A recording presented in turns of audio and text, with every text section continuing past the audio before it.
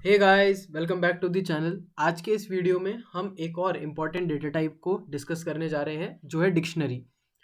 Dictionary Python में एक unordered collection होता है आइटम का। मतलब एक पर्टिकुलर की एक यूनिक वैल्यू हम असाइन करते हैं। सपोज जैसे हम normal dictionary, real life dictionary की बात करें तो उसमें एक वर्ड होता है और सामने उसका मीनिंग होता है। तो कुछ इसी तरीके से डिक्शनरीज पाइथन में भी काम करती हैं। अब ये की क्या है? की बेसिकली एक मेथड है जो नया ऑब्जेक्ट रिटर्न करने के काम में आता है। किसके अंदर? डिक्शनरी के अंदर। सीधा चलते हैं पाइचाम में और इसका एग्जीक्यूशन देखते हैं।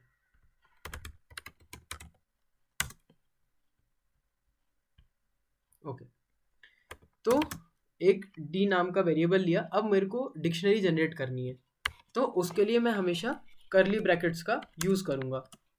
सो to declare items in dictionary we always use curly brackets। हम हमेशा curly brackets का यूज करेंगे। तो ये मेरी एक empty डिक्शनरी बन गई। तो मुझे जो भी इसके अंदर वैल्यूज डालनी है वो मैं डाल सकता हूँ। अब मैं इसको प्रिंट करके देखते हैं। Print type of D. तो इसने मुझे दिखा दिया कि आपकी एम्प्टी डिक्शनरी, और ये किस टाइप की है? क्लास डिक्शनरी टाइप की है। अब इसके अंदर कुछ वैल्यूज इंसर्ट करके देखते हैं।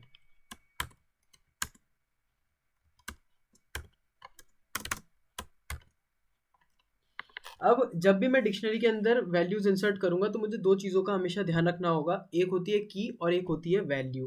तो सबसे पहले की जनरेट करते हैं। सपोज मैंने एच एक की ली और एच को सपोज फिजिक्स पसंद है। तो ये क्या हुआ? ये जो मैंने एच लिया ये है मेरी की, और इस पर्टिकुलर की को कॉलन सेपरेट करके मैंने एक वैल्यू असाइन कर दी फिजिक्स। तो ये हो गया मेरा एक की वैल्यू पेयर। ये पूरा फिर मेरा एक पेयर बन गया। एक एच नाम की को मैंने फिजिक्स वैल्यू असाइन करी। अब मुझे नई की अगर जनरेट करनी है, नया आइटम डालना है, तो उसके लिए मैं कॉमा का यूज करूंगा। अब मैंने सपोज लिखा पी को मैथ्स पसंद है। देन मैंने लिखा ए को केमिस्ट्री पसंद है। देन आर को बायोलॉजी पसंद है, और एक दो तीन चार एक और ले लेते हैं। एम को कॉमर्स, कॉमर्स स्पेलिंग ठीक है। एम को कॉमर्स पसंद है। अब मैं इसको प्रिंट करूंगा तो मुझे डिक्शनरी मिल जाएगी और टाइप मिल जाएगा कि जो आपने ऊपर बनाया है वो डिक्शनरी टाइप का है। अब जिस तरीके से हम एलिमेंट्स हमने एक्सेस करे थे स्ट्रिंग में, लिस्ट में, उसी तरीके से डिक्शनरी में भी कर सकते हैं। अब सपोज मैं यहाँ पे किसी पर्टिकुलर की वैल्यू को डालना भूल गया, तो अगर मुझे एलिमेंट ऐड ऑन करना है तो उसके लिए मैं लिखूंगा डिक्शनरी का नाम, देन हमारा स्क्वायर ब्रैकेट, उसके अंदर मैं वैल्यू दे दूंगा जो मुझे प्रोवाइड करानी है। वाई मतलब एलिमेंट प्रोवाइड करूंगा कि की नाम वाई नामक की के अंदर ये पर्टिकुलर वैल्यू डाल दो। सपोज मैंने वैल्यू डाली हिंदी, वाई को हिंदी अच्छी लगती है, और मैं इसको सिंपली प्रिंट करवा दूंगा। तो यहाँ पर वाई भी एड ऑन हो जाएगा कि वाई लव्स हिंदी, वाई की वैल्यू है हिंदी। इस तरीके से मैं we can add values in dictionary. इस तरीके से हम डिक्शनरी के अंदर वैल्यू ऐड ऑन कर सकते हैं।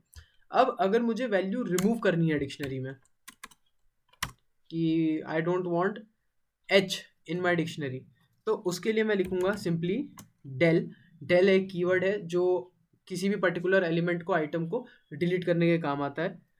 अब मैं क्या डिलीट करना चाहता हूं? मैं डी नाम की डिक्शनरी में से पी को डिलीट करना चाहता हूं। तो आप देखिए यहाँ पर डी रिटर्न, ओके प्रिंट नहीं करा मैंने।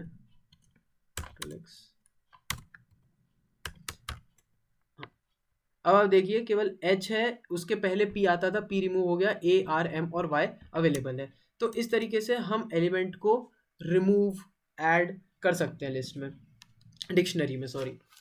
अब इसका एक अच्छा एग्जांपल देखते हैं कि सपोज हम चाहते हैं कि write a program to create a dictionary and find the sum of values। मतलब हमें एक ऐसी डिक्शनरी बनानी है जो क्या करे, सम फाइंड आउट करके हमें वैल्यूज प्रोवाइड करे। तो सबसे पहले मुझे एक डिक्शनरी बनानी रहेगी जो क्या करेगा, वैल्यूज लेगा यूजर से कीबोर्ड में। तो सबसे पहले enter a dictionary, enter the dictionary entries from keyboard. तो सबसे पहले मैं वैल्यू इंसर्ट करवाऊंगा, तो उसके लिए मैं डिक्ट नामक वेरिएबल बनाऊंगा, डिक्शनरी बनाऊंगा, और उसके अंदर ई वैल मतलब वैल्यूएशंस, ई वैल्यूज प्रोवाइड अगर मेरे को करनी है तो मैं ई वैल लिखूंगा। अब उसमें मैं इनपुट फंक्शन का यूज करूंगा और मैं लिखूंगा कि एंटर एलिमेंट्स इन, जो भी हमारी डिक्शनरी आएगी, और कॉलन स्पेस। तो यहाँ पर मैं मेरी डिक्शनरी के अंदर वैल्यूज को, एलिमेंट्स को इंसर्ट करवा सकता हूँ। अब इसको रन करके देख लेते हैं कि ये अच्छे से एग्जीक्यूट हो रहा है कि नहीं हो रहा है। एंटर दी आ गया, एंटर एलिमेंट्स इन डिक्शनरी। तो सिंपली मैं डिक्शनरी में एलिमेंट्स इंसर्ट करवा सकता हूँ। जैसे ए लिया, ए को मैंने 10 असाइन करा, थोड़ा जूम कर देता हूँ। ए मैंने की ली और उसको 10 वैल्यू असाइन करी। ऐसे ही मैंने बी लिया, उसको मैंने 20 असाइन करा, तो ये हमारा चल गया। ए को इसने नहीं लिया, ओके नो इशू। तो टिल दिस हमारा प्रोग्राम अच्छे से एग्जीक्यूट हो रहा है, वो यूजर से वैल्यू ले रहा है। अब मुझे सम फाइंड आउट करना है, तो उसका लॉजिक लिखते हैं।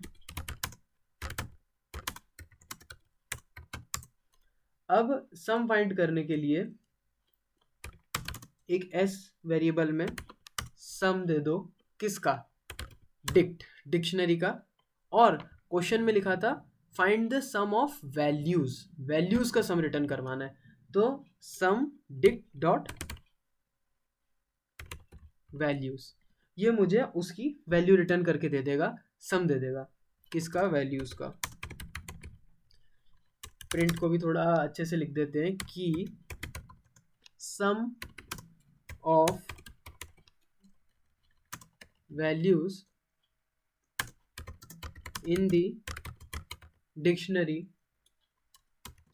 जो भी रहेगा, कॉमा करके एस, जो मैंने वेरिएबल ऊपर बनाया है जो सम लेगा। इसको रन करते हैं। अब वो बोल रहा है एंटर एलिमेंट्स, तो मैं लिखता हूँ B colon 10 comma separated value, then key generate करूँगा सी कॉलन उसको 20, देन डी कॉलन 30, एंटर करूँगा।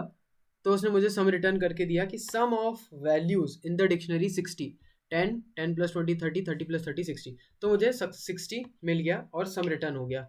यही उसने क्वेश्चन में पूछा था कि write a program to create a dictionary and find the sum of its values. एक और थोड़ा सा कॉम्प्लेक्स एग्जाम्पल अभी नहीं करेंगे, उसके पहले हम ये देखेंगे कि कौन कौन से फंक्शंस हैं जो हमारे डिक्शनरी में हमारे वर्क को ईजी बनाते हैं। सो इसको हम अगले लेक्चर में कंटिन्यू करेंगे। Thank you guys for watching this video and I will see you next time.